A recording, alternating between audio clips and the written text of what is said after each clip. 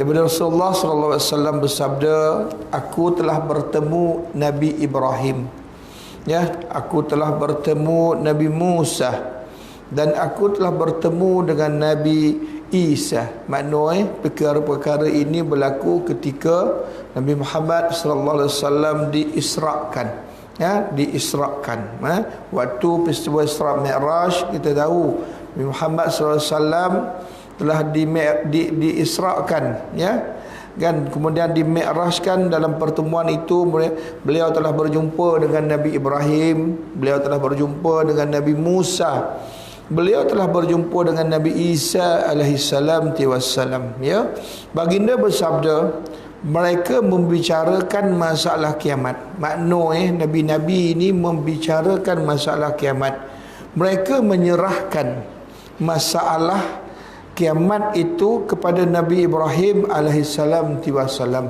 Maka Nabi Ibrahim pun menjawab dengan jawapan yang sama, iaitu saya tidak tahu, ya. Kemudian mereka menyerahkan tentang jawapan tentang kiamat itu kepada Nabi Musa. Nabi Musa pun menjawab akan jawapan yang sama, iaitu dia pun tak tahu. Kemudian ditanya kepada Isa alaihissalam tiwassalam, Isa pun menjawab dia pun tak tahu, ya. Adapun kepastian tidak ada seorang yang mengetahuinya. Makna hari kiamat ni tak ada orang yang tahu bila akan berlakunya kiamat ini, ya. Makanya tuan-tuan dan puan-puan sekalian, ya, baginda menjawab, adapun kepastian dan tidak ada seorang pun yang mengetahuinya kecuali Allah dan Tuhanku, memperlihatkan bahawa Dajjal akan keluar. Baginda berkata, dan saya membawa 2 potong dahan, maka jika dia melihatku, dia hancur seperti timah. Rasulullah sallallahu alaihi wasallam bersabda, maka Allah akan membinasakannya.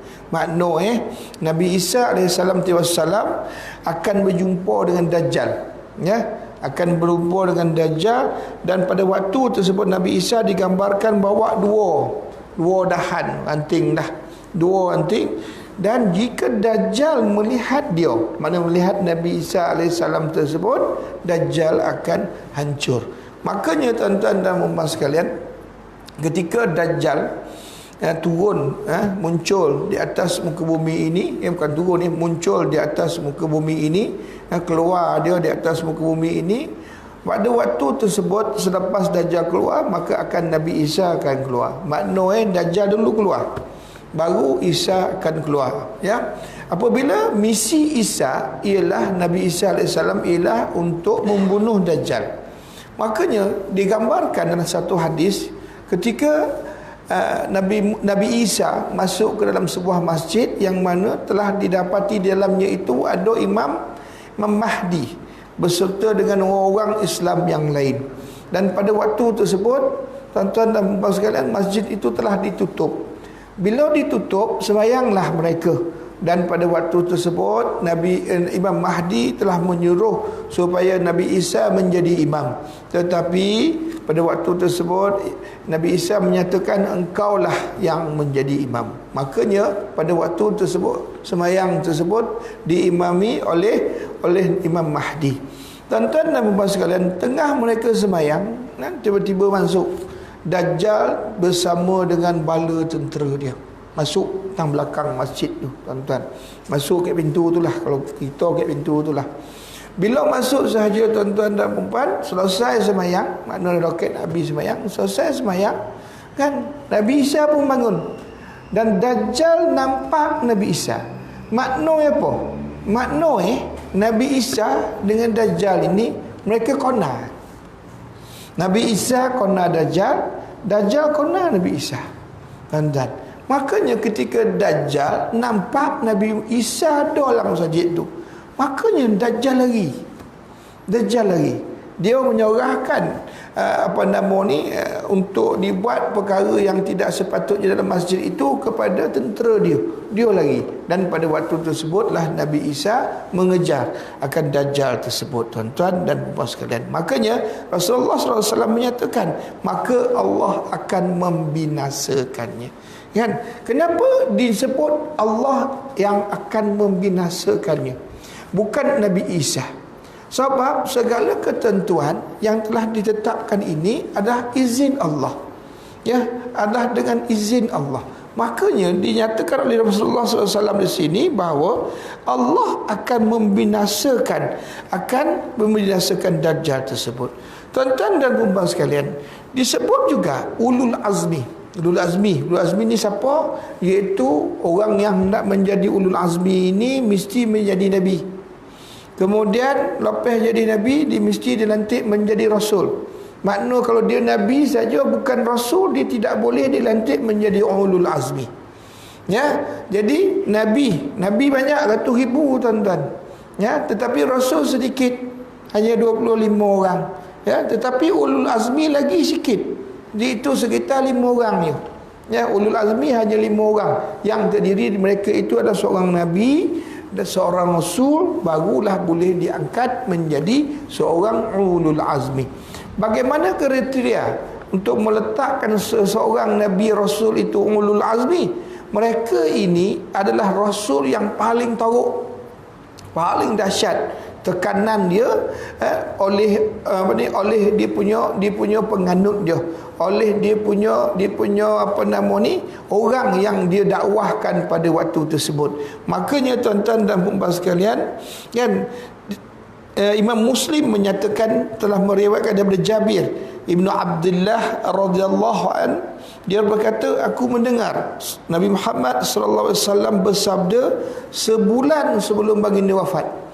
Ya, sebulan sebelum baginda wafat, engkau bertanya kepadaku tentang kiamat. Makna roket Nabi Muhammad SAW ni nak wafat, kan? Tapi masih ada lagi persoalan tentang kiamat, kan? Pengetahuan kiamat ini hanya Allah sahaja yang mengetahui. Dan aku bersumpah demi Allah, tidak ada di atas bumi manusia yang masih hidup setelah 100 tahun, iaitu yang sekarang ini ia masih hidup. Tuan-tuan dan puan sekalian, ya, hadis ini menghilangkan dugaan kemungkinan Nabi Muhammad SAW mengetahui datangnya hari kiamat, ya, setelah ditanya oleh Jibril tentang kiamat tersebut. Makanya Al-Imam Ibn Katsir, kan, berkata, inilah Nabi Ummi, penghulu para utusan dan Nabi yang terakhir, Nabi pembawa rahmat, Nabi penerima taubat, Nabi yang diikuti dan yang mengumpulkan manusia pada hari kiamat kelak. Tuan-tuan dan puan sekalian, makanya tuan-tuan dan puan sekalian, Nabi pun menyatakan sebegitu, sedangkan perkara yang sebenarnya tidak diketahui. Kenapa? 100 tahun kemungkinan lama lagi. Ya, kemungkinan lama lagi nak kiamat. Makanya tuan-tuan dan puan sekalian, ya, telah dinyatakan, ya, beberapa pendapat yang mana Nabi Muhammad SAW telah memberikan isyarat-isyarat. Makanya kita pada hari ini, pada malam ini dan juga malam-malam yang sebelum ini, kita telah mempelajari tentang tanda-tanda kiamat. Sebab apa kita belajar tanda-tanda kiamat? Sebab tanda yang ada sebagai pedoman kita untuk mengetahui bahawasanya kiamat itu akan sampai ke kita. Dengan melihat tanda-tanda ini, kita boleh mengambil satu iktibar yang mana, oh ya, dah keluar dah Nabi Isa, makna dah dokek ambil. Tuan-tuan, kenapa? Sebab kita mengetahui tanda-tanda tersebut. Makanya, kan, pengarang kitab ini telah membahagikan tanda kiamat ini kepada dua bahagian. Kan? Pertama, dibahagikan kiamat, tanda kiamat ini ada dua. Dan bahagian kedua, dibahagikan tanda kiamat ini ada 3. Makna 2 pendapat ulama, ya. Ulama yang memberikan tanda-tanda kiamat ni dibahagikan kepada 2. Mereka itu membahagikan tanda kiamat itu kepada 1, kiamat, tanda kiamat kocik. Yang kedua, tanda kiamat besar. Ya, tanda kiamat kecil ini telah terjadi mendahului hari kiamat, dan dia akan berlangsung ya sepanjang waktu sampailah kepada kiamat, tuan-tuan dia. Dan seperti terangkatnya ilmu. Kita pernah dulu 10 tahun yang lalu saya rasa digemparkan dengan dulu Quran hilang. Quran kan kena curi. Kan Quran hilang. Seorang tua ada sebuah Quran dibaca selama 30 tahun. Makna dibaca hari-hari, tuan-tuan. Satu hari dia wongkar dia nak baca, tiba-tiba dia buka Quran yang selama ni dia baca selama 30 tahun, tak ada tulisan. Quran yang sama dibaca 30 tahun, tetapi pada hari tersebut dibuka tak ada tulisan. Ya, tak ada tulisan. Dia tengok, macam mana kok rabun kok tak nampak kau. Dipanggil isteri dia. Ya, beda ni aku tengok ni Quran ni aku rabun ke apa, aku tak nampak apa, kosong yo. Datang isteri yang tengok. Memang tak ada lah bang.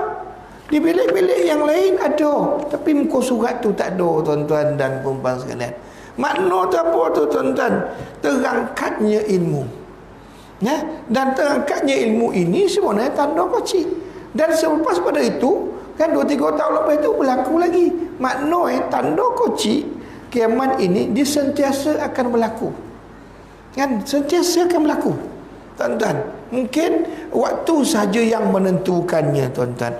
Yang kedua, bermaharaja lelanya maksiat. Tuan-tuan, daripada kemarin dah maksiat bermaharaja lelanya sampai ke hari ini, tuan-tuan. Kan, sedangkan di sini dinyatakan bermaharaja lelanya maksiat itu bermakna bahawasanya itu tanda kunci kiamat, dan dia terus berlaku sampailah ke hari ini, dan dia akan berlaku sampai bila-bila, tuan-tuan dan puan-puan sekalian, sehinggalah hari kiamat waktu-waktu yang berlaku kan. Makanya tuan-tuan dan puan-puan sekalian, tanda-tanda kiamat kecil ini dia akan timbul bersama timbulnya kiamat besar. Ya, kiamat besar sentiasa saling ganti mengganti, tuan-tuan ya. Itu yang pertama. Yang kedua, kiamat besar ya. Yang dinyatakan dengan kiamat besar ini, para ulama membahagikan kiamat besar ini ada 3 bahagian ya. Yang pertama, muncul dan telah berlalu. Ya, ia telah muncul dan telah berlalu. Dan tanda besar, makna ada tanda besar kiamat yang dah berlaku dah pun. Yang dah berlaku dah pun. Seperti tanda koringnya air di Tigris, sungai di Tigris. Tuan-tuan, air itu dah koring. Dah lama dah koring. Sedangkan koringnya air di sungai Tigris itu adalah salah satu tanda kiamat besar. Tuan-tuan, kalau kita telusuri salah satu hadis sahih tentang cerita Tamim Ad-Dari. Tamim Ad-Dari ini seorang Kristian Nasrani, tuan-tuan.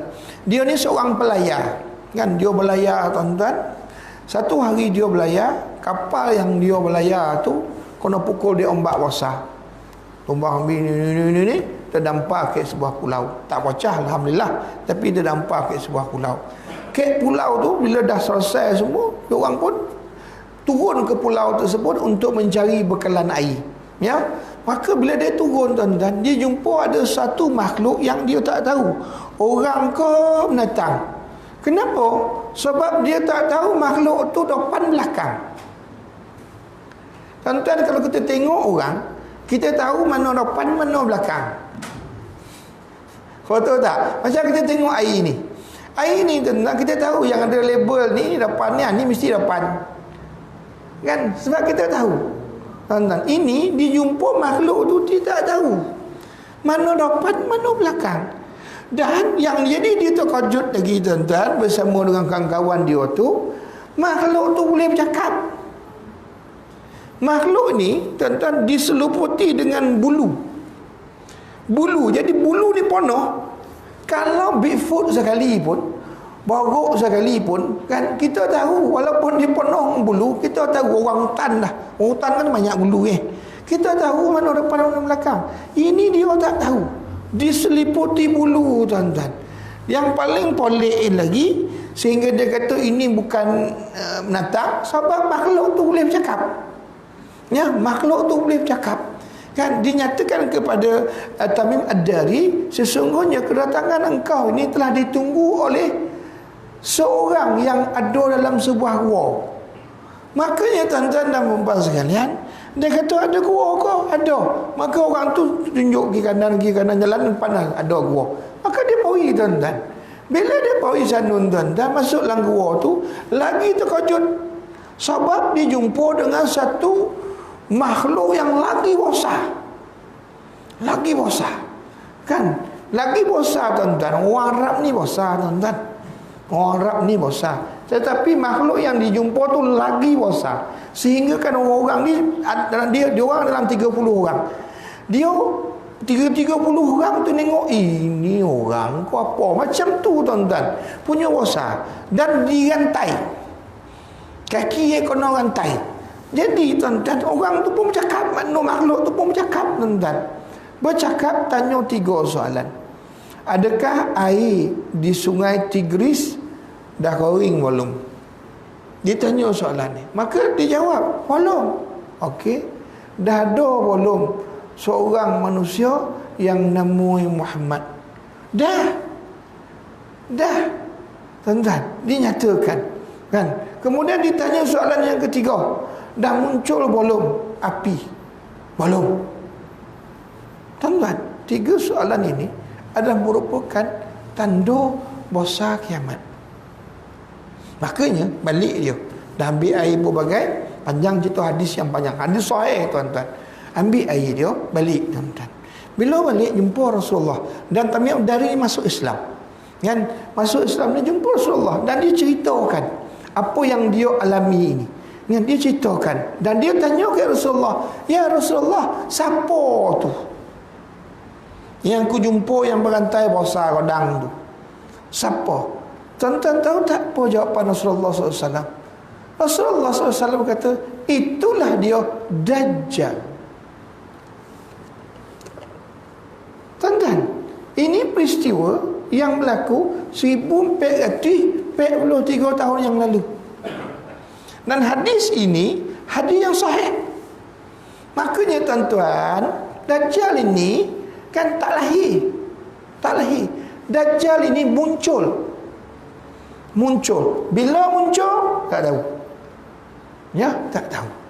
Ya, pasal apa? Itu kerja Tuhan, tuan-tuan. Sama juga dengan ketika Rasulullah SAW dia datangi oleh sahabat. Sahabat ni balik tang jauh, tuan-tuan. Dia tanya Rasulullah, ya Rasulullah, aku pergi satu tempat yang jauh. Aku melihat satu gunung yang seperti bukan gunung. Dia ceritalah ciri-ciri. Aku pergi ke gunung tersebut, aku kotok-kotok. Lainlah gunung ni. Kan? Makanya ditanya, ya Rasulullah, apa tu? Makanya Rasulullah SAW menjawab apa? Itulah dia tembok Zulkarnain.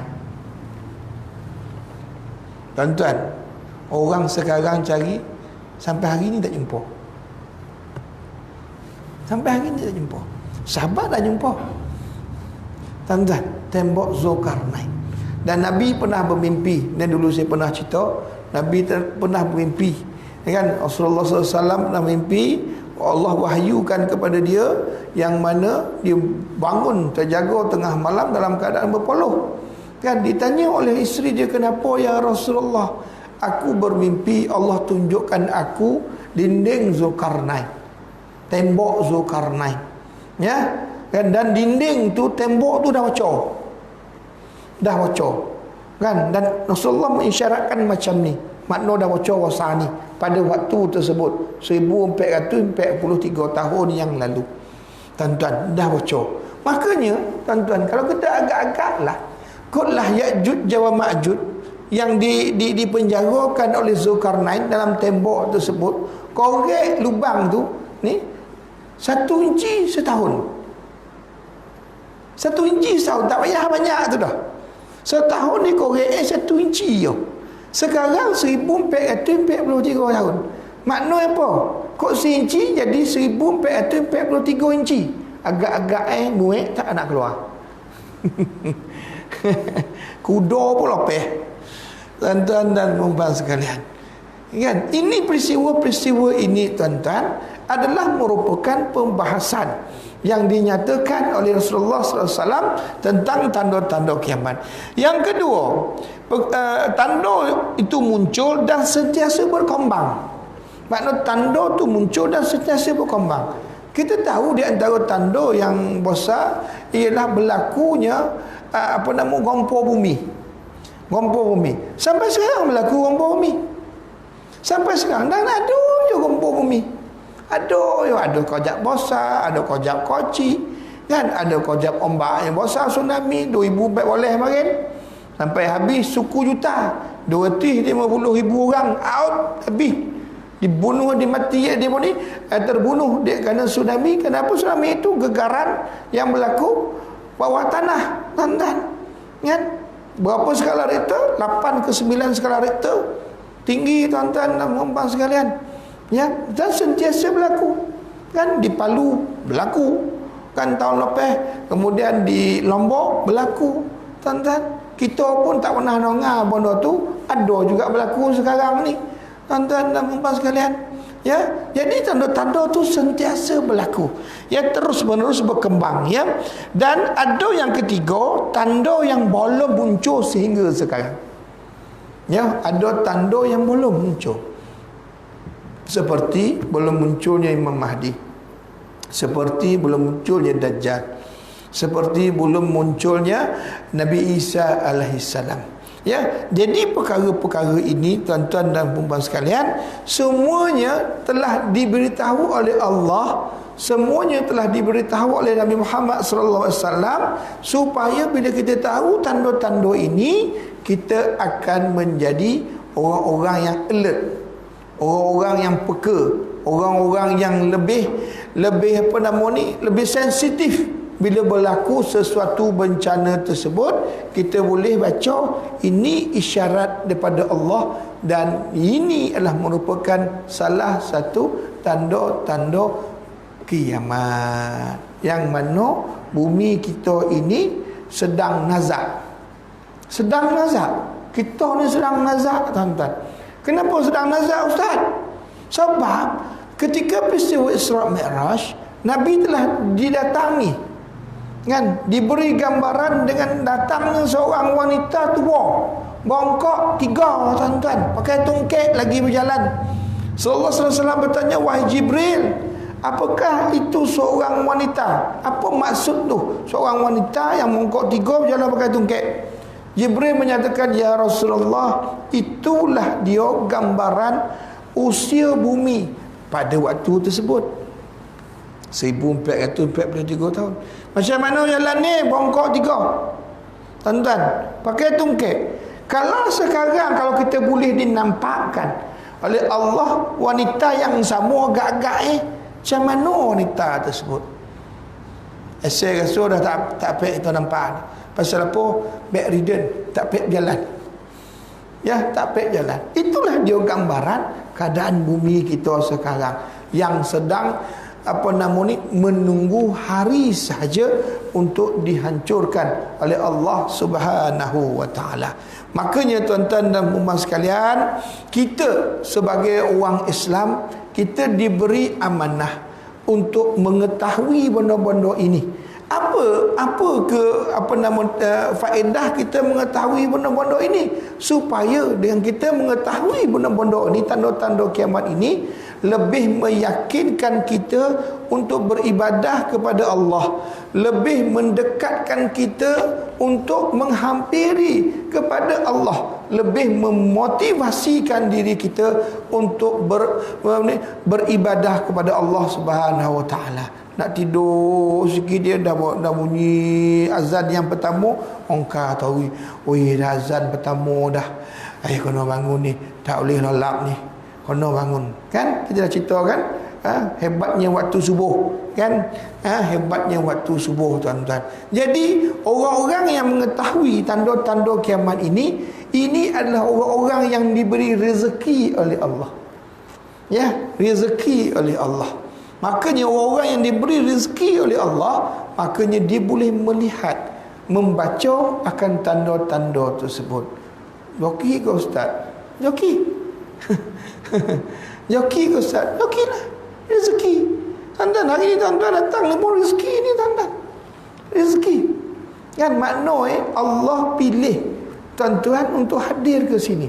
Makanya Rasulullah SAW setiap hari berdoa, ya muqallibal qulub, wahai Allah yang boleh membolak-balikkan hati, tsabbit qulubana, bolak-baliklah hati kami ala dini wa ta'ah, untuk melakukan perkara yang beribadah kepadamu. Maknanya ketaatan kepadamu. Kenapa Nabi berdoa? Nabi pun berdoa doa tersebut. Kenapa Nabi takut nanti Allah bolak-balikkan ke arah yang tidak sepatutnya? Tuan-tuan, ini pun rezeki. Tuan-tuan dan puan-puan sekalian, makanya kita ni apabila kita sebut tentang rezeki, dalam kepala kita ni memandang rezeki ini duit. Pandang rezeki ini apa yang nampak, kan, kereta, motor, kan, rumah, kan, duit lepek-lepek, rumah bertingkat-tingkat, kan, itu joki ngobai. Sedangkan itu salah satu daripada joki. Ya, joki kita mengetahui tanda kiamat ini pun joki, tuan-tuan. Ya, kita mengetahui tanda kiamat ini pun joki. Kita hadir ke rumah Allah pun rezeki, tuan-tuan. Macam mana Allah memudahkan kita untuk datang ke sini. Rezeki ni, tuan-tuan. Rezeki. Allah mudah, orang lain Allah puas menggeliat. Allah. Macam tu lah, tuan-tuan. Tapi sampai pun tak. Tak sampai pun menggeliat dia. Menggeliat tu, ya Allah, ingat nak bongkar tahu ini tak. Ya tak. Tuan-tuan pernah tak fikir rezeki waktu kita keluar ya, kan, bang. Bila bang ya, depan tu ada masjid. Makna kita berlancung lah, pergi ke mana-mana, kan. Kan tiba-tiba kita keluar. Bila kita keluar je bunyi orang bang. Kan jalan kita bang. Bang ya, tengok depan tu ada masjid. Tuan-tuan, kenapa ada masjid depan tu? Sebab Allah suruh berhenti. Allah suruh berhenti. Berhenti dulu semayang, tuan-tuan. Kan, kalau tuan-tuan, orang lain ramai, tapi tak dapat. Lalu yo, ni boleh ni, sekarang pun tak apa. Kan, kita jamak, tahu jamak tak yah. Jamak tak yah jadi, tuan-tuan. Tuan-tuan. Jadi tuan-tuan dan puan-puan sekalian, kan, makanya tuan-tuan, rezeki malam ini kita nak bincang tentang rezeki. Kan, bukan nak bincang kiamat. Tak. Kenapa kita kena bincang tentang rezeki? Sebab rezeki ini adalah merupakan satu perkara yang bagaimana rezeki ini boleh mempengaruhi kepribadian kita. Bagaimana rezeki ini boleh mempengaruhi personality kita. Bagaimana rezeki ini boleh menyebabkan kita jadi itu, jadi ini. Kan, daripada mana? Daripada sumber rezeki. Jadi insya-Allah malam ni kita akan kupas sedikit tentang ni mukadimah baru ya. Ni baru nak masuk ceramah. Boleh? Kau ingat dah ceramah dah tadi. Bukan, itu mukadimah baru. Ini baru nak cerita. Okey, tuan-tuan dan puan-puan sekalian, kan? Tuan-tuan, dalam hadis yang panjang, kalau tuan-tuan baca kitab Imam apa nama ni, Allah, hadis 40 Nawawi.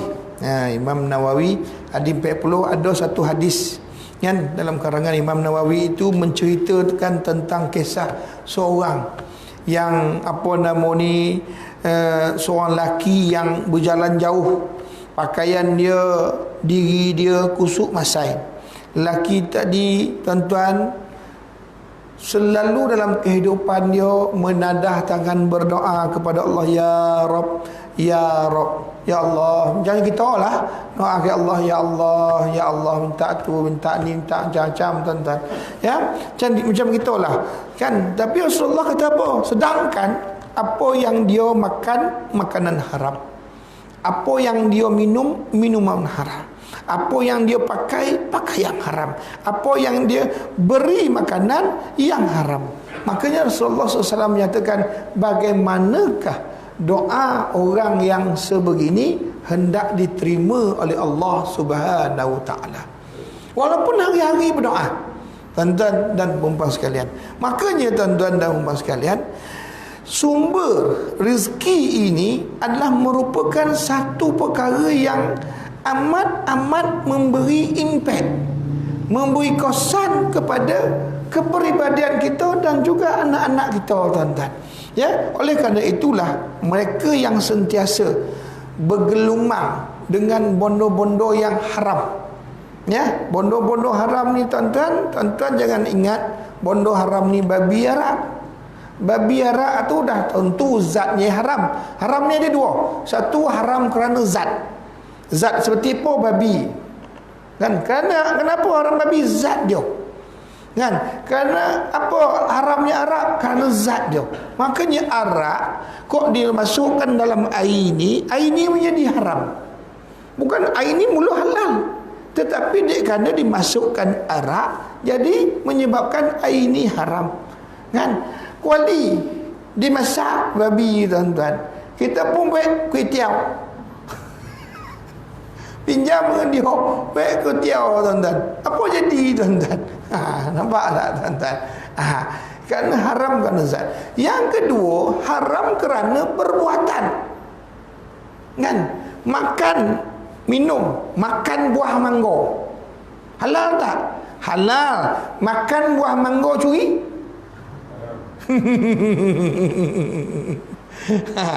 Makan buah mangga halal. Pasal buah mangga tu halal.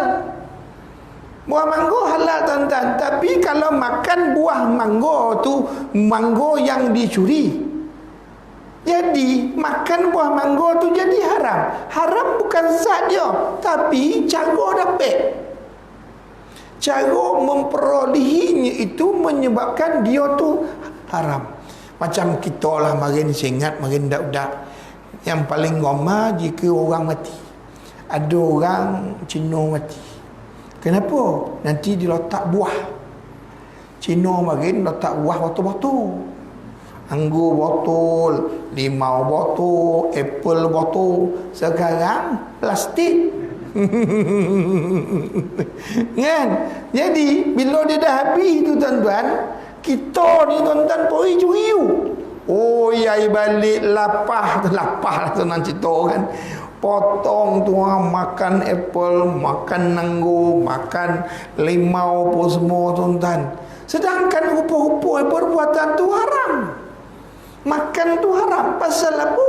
Bukan buah tu haram, tetapi cara dapat tu. Sama juga bila sampai hari Tai Pusam, kan poi Batu Cave, lebih kurang 1 juta biji kelapa dipocahkan. 1 juta, hampir 1 juta. Kadang-kadang lebih dipocahkan. Kenapa kita tak ambil buat selamat kau? Buat santan kau. Oi, kau 1 juta, tuan-tuan, 1/9 buat kenuri, tuan-tuan. Kelapa dah ada, ambil tu kif. Kan pek boleh trailer. Dia banyak 1 juta lebih. Kan? Kenapa tak ambil? Tak boleh ambil. Pasal apa? Haram. Kelapa kan halal. Kenapa haram pula? Sebab kelapa itu digunakan untuk dipocahkan dengan tujuan untuk peribadahan mereka. Makanya tak boleh, tuan-tuan. Haram. Dua ini. Tuan-tuan ya? Faham kan? Okey. Tuan-tuan dan puan-puan sekalian, makanya mereka yang makan rezeki haram ini adalah mereka yang nanti akan dibosakan dalam keadaan sedemikian sehingga kan mereka ini hilang rasa ihsan. Hilang rasa apa, Ustaz? Rasa ihsan. Apa itu ihsan? Ihsan itu dalam satu hadis sahih, Rasulullah SAW didatangi malaikat.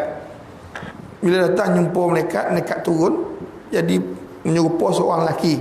Mereka tak pernah berjumpa seorang perempuan. Ya, kalau perempuan tu datang, ngobar dia ni malaikat berbengak. Pasal malaikat tak pernah kok dia datang menyerupai seorang wanita. Dia mesti menyerupai seorang lelaki.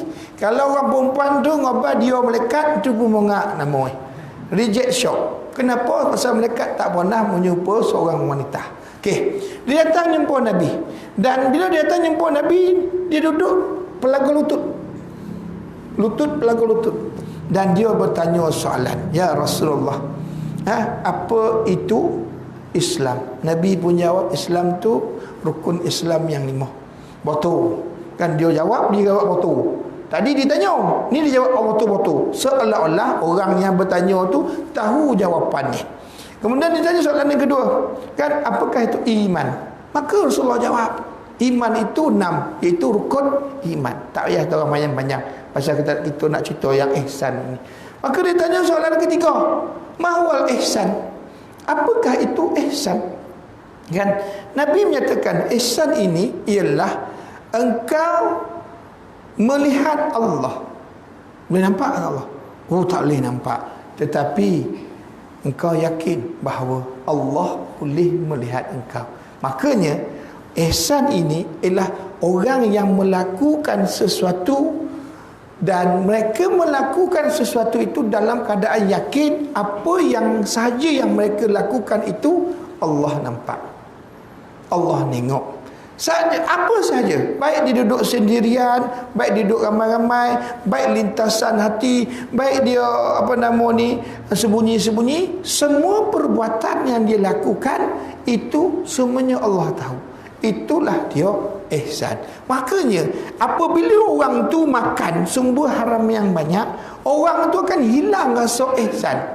Jadi bila hilang rasa ihsan, dia jadi jenuh. Dia tak takut. Dia memangak, dia tak takut. Dia tak takut. Pasal apa dia tak takut? Pasal hilang rasa ihsan. Ya, dia tak datang sembahyang, dia tak takut. Pasal apa? Hilang rasa ihsan. Tidak ada rasa kesalahan dia bila dia meninggalkan sesuatu perbuatan. Dia tak rasa. Oh, dia tak takut. Bahkan dia bangga dengan tak puasa. Kau puasa? Puasa? Kau tahu tak aku tak puasa ini? Yai. Orang dulu jahat-jahat tuan-tuan. Kalau tak puasa tuan-tuan, dalam hutan dalam somak makan tuan-tuan. Jauh-jauh. Pasal apa? Tak nak bagi orang tahu. Walaupun jahat dulu, tapi tak nak diberitahu kepada orang. Orang jahat sekarang, kan nampak tak kubur kat depan tu? Kubur tu banyak kan. Kau tahu tak siapa bunuh? Dia apa dia bunuh? Tuan-tuan dan puan-puan sekalian, makna apa? Hilangnya ihsan ini sehinggakan mereka ini bangga melakukan maksiat. Bangga melakukan maksiat. Dulu orang nak melintih menasah, tuan-tuan, dulu menasahkan masjid, menasah surau, menasah mu, menasah lagi. Kau orang bang, orang semayang nak lalu tu tak tahu sudah. Tahu tu dah. Pasal apa? Malu. Tak semayang. Kan? Malu. Sekarang tengah bang pun lalu. Ada ku kisah. Tuan-tuan, ni kenapa hilang ni rasa ihsan? Tuan-tuan, rasa ihsan tu hilang. Tuan-tuan, bila hilang rasa ihsan ini, menyebabkan jiwa mereka ini kosong. Jiwa mereka ini kosong, tuan-tuan dan puan-puan sekalian.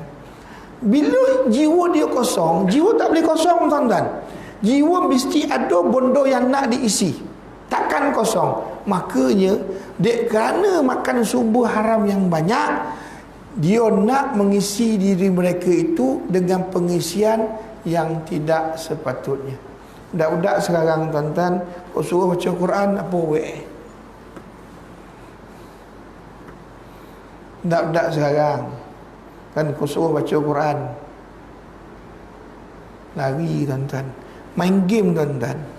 Kau 3 pagi mata cenia. Tuan-tuan, dulu-dulu waktu belum PKP lah, saya selalu buat program dengan budak solat.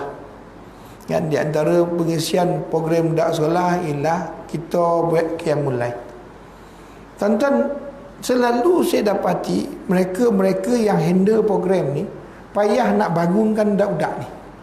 Makna nak suruh bongkar tu pukul 3 kompek pagi tu yai. Osah payah ni. Tapi saya tak ada masalah. Kalau saya buat program saya tak ada masalah. Kenapa saya tak ada masalah? Sebab bila saya bongkar, kan saya pagi pukul 4 pagi. Saya kotok-kotok, Jang, bangun. Jang, bangun. Ibu bangun apa Ustaz? Kompek. Oh baik. Ustaz apa semalam kompek songah. Ngajilah. Kompek dah kau jungkau supaya kau mandi mando kompek songah juga nanti sampai surau. Allah Ustaz, kira-kira Ustaz. Oh ngabai budak-budak tu. Tak apa macam ni Jang. Ni ah. Ni Ustaz dah download game ni. Kau main game ni. Game apa Ustaz? Suruh berubah tu. Suruh termiti berubah. Tadi dan bila kita sabut ni ada download game ni game apa Ustaz? Suruh berubah tu. Kan? Game apa Ustaz? Ni ada.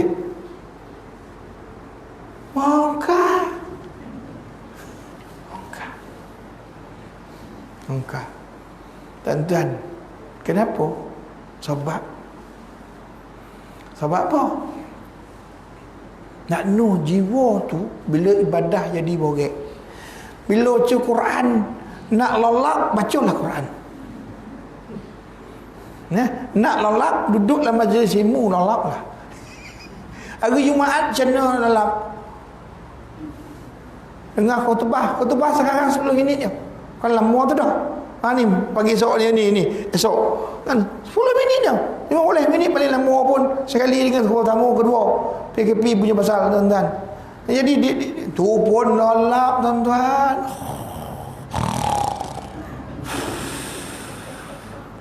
Nolak. Kan? Tapi tengok konsert nolak tak? Konsert pukul 8 malam. Asal dah nanggok itu. Kompet dah masuk. Berapa konsert? 8. Kojap lagi. Padahal baru kompet. Kalau 8 tu. 4 jam lagi baru sampai tu. Kojap lagi ni. Kalau waktu sembahyang subuh apa? Subuh pukul 6. Ni pukul apa? Ni pukul 5.30. Sikit lagi tidur. Apa makna dia? Maknanya kita tidak direzekikan Allah Rabbi. Tuan-tuan dan puan-puan sekalian, ini yang kita paling takut. Ini yang kita paling takut. Tuan-tuan, paling takut apa? Jika seorang anak yang ayah mak tak berani tegur dia. Saya pernah jumpa tuan-tuan, mak ayah kan ditopuk meja oleh anak. Depan saya tuan-tuan. Bicara ni keluarga tuan-tuan. Kan? Dia topuk mangai. Wah, saya apa? Amak ni malu tuan-tuan, ontok. Abah malu ontok tuan-tuan. Kalaulah depan yang saya ni dia tak kena lah. Dia tak kena, tak pernah jumpa. Dia boleh buat macam tu, macam mana agak akik rumah? Macam mana? Tuan-tuan, kalau kita sebagai anak, berhati-hatilah jika mak ayah kita tak mahu tegur kita ataupun takut tegur kita. Sebab apa? Sebab tidak sepatutnya seorang ibu dan ayah tidak menegur anak jika anak salah. Tidak sepatutnya. Kalau kita menjadi seorang ayah, seorang mak yang takut nak menegur anak, something wrong somewhere, cakap rembau. Ada benda tak kena. Dan kalau kita anak, mak ayah kita takut tegur kita sebagai anak, kita kena mikir, kenapa mak ayah aku ni tak nak tegur aku. Kita kena fikir, kita kena renung. Sebab ada sesuatu pada diri kita yang menyebabkan mak ayah kita takut nak tegur kita. Berhati-hati di jalan raya, tuan-tuan. Jangan main-main. Kenapa? Sebab ramai yang masuk neraka pasal ini. Ramai masuk neraka pasal ini. Tak lopeh pasal ini, tuan-tuan. Ya, seorang ayah tak lopeh pasal anak. Seorang ayah tak lopeh pasal isteri. Seorang ayah tak lopeh pasal adik. Seorang ayah tak lopeh pasal itu, pasal ini. Seorang anak tak lopeh pasal abah. Seorang anak tak lopeh pasal mak. Tuan-tuan, apabila seseorang tu ditakdirkan oleh Allah masuk syurga. Masuk syurga. Jalan dia masuk syurga. Dia masuk syurga ni. Allah kata masuk syurga enggak? Masuk syurga, tuan-tuan. Dia akan melalui ada dua tempat. Satu namanya Al-A'raf. Satu lagi tempat yang namanya Qantarah. Dua tempat ini adalah tempat yang mana jika orang tu boleh masuk syurga, maka jika ada benda yang belum selesai dengan manusia, dia kena berhenti ke RR ini. Kena berhenti kat sini.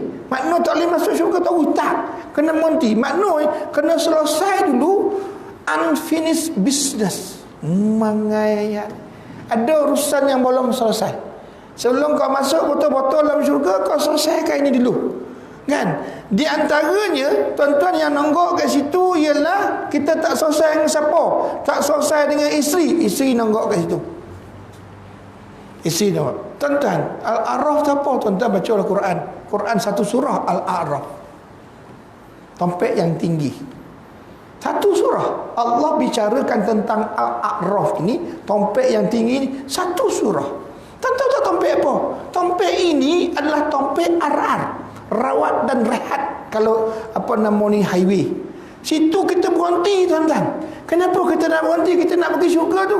Kenapa kita berhenti? Sebab isteri melambai. Isteri melambai. Dah beda kau. Dah maaf kalau kakak dia nak bawa beda kan. Kan minta maaf kaya, ni bukan bedah kat sini dah, ni bedah tempat lain. Kan terasa pula kan. Ni bukan bedah sini. Kan? Bedalah kat sini. Ya Allah, suamiku. Suamiku dapat masuk syurga, ya Allah, nampak ke sanun poi. Tapi kau tahu tak ya Allah, marin kau dakut ambil. Kau dakut ambil ya Allah. Anak nak tuition ya Allah, tak diberi duit ya Allah. Boleh transport boleh ya Allah. Anak nak tuition tak diberi duit. Tak payah tuition. Orang lain anak orang lain tak tuition banyak dapat. Orang lain tak tuition banyak. Tak perlu tuition. Mobile. Yang emak ni berusaha supaya anak tu dapat banyak. Kan bolehlah hantar tuition. Konolah bayar. Kan RM70 ko, RM80 ko, RM90 tak kira lah apa-apa. Kan tak payah tak boleh. Dan dia tengok alih-alih esok rim besar. Rim 7 boleh. Tayar lebar. Pek biji. Berapa tu bang? RM2,500. RM2,500. Tuition anak RM70.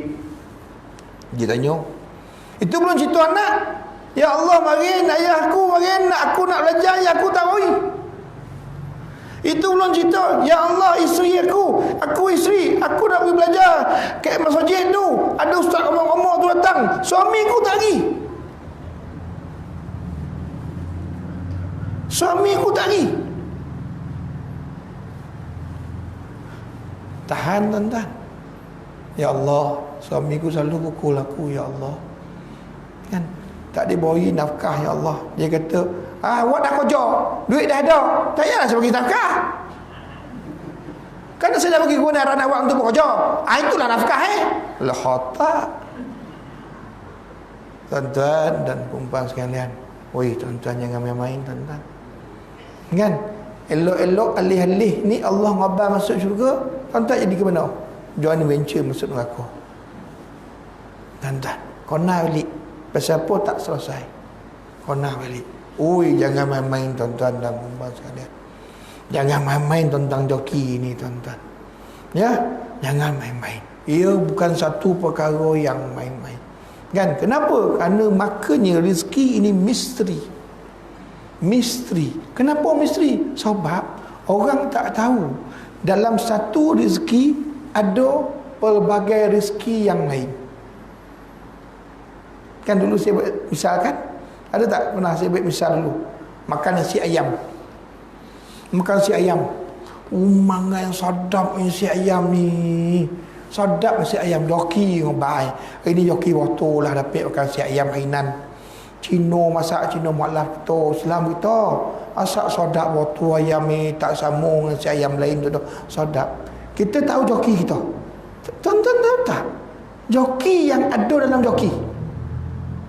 Sedap tu kena. Sedap tu bau. Mangai wangi hidung. Sedap tak joki hidung? Sedap. Sedap tak joki mata? Ayam aku tengok tu bang. Ya, joki mata. Sedap tak joki mulut? Allah bagi tak damam, kau damam makan langsung tak kan? Tak bau. Hidung tak bau, lidah tak rasa. Makan mana lengkap ada mesin ada mani mudah. Makan joki.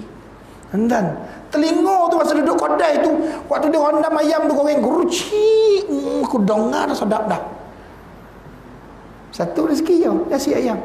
Tapi kita tak sedar banyak rezeki yang mengiringi satu rezeki. Tuan-tuan. Kan? Dan satu inilah yang kita sedar, yang lain kita tak sedar. Makna apa? Makna kita tak nampak. Kita tak nampak. Sama juga dengan tanda kiamat. Walaupun kita datang belajar, tetapi kadang-kadang kita tak alert pun. Tanda-tanda kiamat yang berlaku itu sebenar dah ada. Rompak bumi biasa. Indonesia macam tu, hari-hari rompak. Dia jadi macam tu. Padahal dia dah belajar. Dia kata tanda kiamat rompak. Berlakunya rompak. Di antara tanda kiamat berlakunya kemaksiatan berleluasa. Dia tengok orang kampung dia. Anak dara keluar tak pakai tudung. Apa nama yang lelaki yang pakai seluar pendek. Tak ada Padahal dulu tak ada. Mana apa? Berleluasanya kemaksiatan. Berleluasanya kemaksiatan. Tak nampak kau. Kenapa tak nampak? Joki kita menghalang daripada kita alert dengan bondo-bondo tersebut, tuan-tuan dan puan-puan sekalian. Dah okey pukul 9 dah. Hai Allah, baru nak buka langkah yang pertama. Belum lagi langkah yang seterusnya. Allah Rabbi wa Rabbus samawati wal ard. Ya, tuan-tuan dan puan-puan sekalian. Ya, makanya tuan-tuan, kan, rezeki ini satu perbahasan yang paling hebat. Ya, tapi tak payahlah bahas malam ni tu dah. Pasal malam ni dah habis dah waktu kan. Kalau tak PKP insya-Allah telajak atau sampai kau boleh ya selesai tahu kan. Tapi malam ni tak payahlah, kita masih dalam waktu yang sebegini. Kita kena hormati keputusan-keputusan yang telah dilakukan. Tambah kita hari ni 3,000 lebih, paling tinggi tuan-tuan dan puan sekalian. Semoga sama-sama kita jaga SOP yang telah ditetapkan dan kita mohon kepada Allah supaya Allah lindungilah kita daripada bondo-bondo yang seperti ini. Tuan-tuan, insya-Allah kita sambung akan datang tentang rezeki. Kan Tuan Haji ingatkan saya, Ustaz joki belum habis lagi Ustaz. Nanti kita sambung tentang rezeki tersebut. Apa yang dikatakan tentang rezeki tersebut. Oh tadi belum cerita? Belum lagi. Belum dalam, baru muka-muka depan baru. Kan bila kita pun tak tahu lagi apa itu rezeki. Nanti pembahasan yang akan lain nanti kita akan cerita tentang botol-botol dalam. Apakah itu rezeki? Rezeki zahir, rezeki batin. Kan rezeki apa nama ni, rezeki yang dicari, rezeki yang datang. Rezeki dicari, rezeki yang datang, rezeki yang tak nampak, rezeki yang tak sedar, rezeki yang tak sedar pun ada. Banyak rezeki, banyak. Itulah dalamnya. Itu belum lagi, ada lagi dalamnya. Nanti kita akan tengok tuan-tuan dan puan-puan sekalian. Okey tuan-tuan, ada nak tanya? Belum kita tutup. Kakak kita tak nampak. Ada tuan? Tak ada dah. Okey, tak ada. Tu nak balik awal nama tu. Ya lupa lah Jumaat ni. Okeylah tuan-tuan dan puan sekalian, bismillahirrahmanirrahim. Alhamdulillah rabbil alamin, hamdan hamidin, hamdan syakirin, hamdan yuwafi ni'amahu wa yukafi'u mazidah. Ya Rabbana lakal hamdu kama yanbaghi li jalalil karim wa 'azim sultanik. Allahumma ij'alni minat tawabin waj'alni minal mutatahhirin waj'alni min ibadikas salihin. Allahumma alayka bis sanadir li jabhati wataniyah. Allahumma laka bi'uyuniha man la yakhaf warhamna واغفر لنا وارحمنا أنت مولانا فانصرنا على القوم الكافرين يا قهار يا جبار يا متكبر يا ذا الجلال والإكرام يا الله يا الله يا الله اللهم يا منزل الكتاب ويا مجري السحاب ويا هازم الأحزاب اهزمهم وانصرنا عليهم اللهم بدي شملهم وفرج جمعهم وشتت كلمتهم وزلزل أقدامهم وسلب عليهم كلبا من كلابه اللهم سلمنا وسلم ديننا وسلم معرفتنا وسلم توحيدنا وسلم إسلامنا وسلم إخواننا من المسلمين والمسلمات والمؤمنين والمؤمنات الأحياء منهم وإنك على كل شيء قدير بسم الله الذي لا يضر مع اسمه شيء في الأرض ولا في السماء وهو السميع العليم بسم الله الذي لا يضر مع اسمه شيء في الأرض ولا في السماء وهو السميع العليم بسم الله الذي لا يضر مع اسمه شيء في الأرض ولا في السماء وهو السميع العليم لا إله إلا أنت سبحانك إنا كنا من الظالمين ربنا ظلمنا أنفسنا وإن لم تغفر لنا وترحمنا لنكونن من الخاسرين ربنا هب لنا من أزواجنا وذرياتنا قرة أعين واجعلنا للمتقين إماما ربنا صلاتنا تامة واغفر لنا ذنوبنا عامة إلى يوم القيامة إنك على كل شيء قدير يا الله يا رحمن يا رحيم. Pada malam ini kami mengangkat tangan merapah sembah memohon kepadamu ya Allah, ampunilah dosa kami ya Allah. Ampunilah dosa ibu ayah kami, nenek moyang kami, pasangan kami, anak-anak, cucu-cucu kami, paduai kami, menantu kami, mentua kami, kawan-kawan kami, sahabat kami, jiran kami, muslimin, muslimat, mukminin, mukminat, al-ahya'i Muhammad innaka ala kulli syai'in qadir. Ya Allah ya Rahman ya Rahim, kami mohon ya Allah, permudahkanlah urusan kami di dunia maupun di akhirat. Sembuhkanlah sakit-sakit yang ada pada kami ya Allah. Sembuhnya itu sehingga tidak lagi meninggalkan bekas, meninggalkan kesan, meninggalkan tompokan ya Allah. Sembuh sesembuh-sembuhnya ya Allah. Kami mohon ya Allah, limpah ruahkan rezeki kepada kami ya Allah, halalan tayyiban mubarakah ya Allah, sehingga akan dapat kami belanjakan kejalan yang diridai olehmu ya Allah. Ya Allah ya Rahman Rahim, jauhlah kami dari bala wal waba wal ghala ya Allah. Jauhlah kami dari fitnah Masih Dajjal, jauhlah kami dari fitnah kubur, jauhlah kami dari bakaran api neraka, jauhlah kami dari fitnah manusia, jauhlah kami dari fitnah syaitan, terutama ketika kami menghadapi sakaratul maut. Kami takut ya Allah, dalam keadaan kami tidak berdaya menahan sakitnya sakaratul maut, tiba-tiba datang rombongan syaitan untuk menipu dayakan kami, maka kami mohon ya Allah, hindarilah mereka daripada kami. Ya Allah ya Rahman ya Rahim, kami mohon ya Allah, Engkau permudahkanlah mulut kami, lidah kami, gigi kami, anggota kami untuk mengucap la ilaha illallah Muhammad Rasulullah sallallahu alaihi wasallam. Kami pernah mendengar utusan Nabi Muhammad sallallahu alaihi wasallam menyatakan kepada kami, man akhiru kalam la ilaha illallah dakhala al-jannah ya Allah, dakhala al-jannah ya Allah, dakhala al-jannah ya Allah. Ya Allah, batilah kami dalam husnul khatimah, tempat kami bersama dengan minan nabiyyin was-siddiqin wasyuhada'i was-salihin wa hasuna ulaika rafiqa. Ya Allah, bangkitlah kami bersama dengan junjungan besar Nabi Muhammad sallallahu alaihi wasallam, dapat kami minum dari telaga Kausar, dapat kami mengambil buku amalan kami dengan tangan kanan, dapat kami syafaat junjungan besar Nabi Muhammad sallallahu alaihi wasallam, dan dapat kami meniti titian siratal mustaqim sepantas kilat, dan seluruh berjaya dan dihimpunkan bersama dengan 70,000 orang yang Kau janjikan syurga tanpa hisab. Ya Allah ya Rahman ya Rahim, dengan kelah rintihan kami ini, dengan kelah rayuan kami ini ya Allah, hanya saja ya Allah, Engkaulah sahaja yang boleh kabulkan apa yang kami mohon ini. Rabbana atina fid dunya hasanah wa fil akhirati hasanah wa qina azaban nar. Wa sallallahu ala sayyidina Muhammadin nabiyil ummi wa ala alihi wa sallam. Subhana rabbika rabbil izzati amma yasifun, salamun alal mursalin, walhamdulillahi rabbil alamin. Wabillahi taufiq wal hidayah. Assalamualaikum.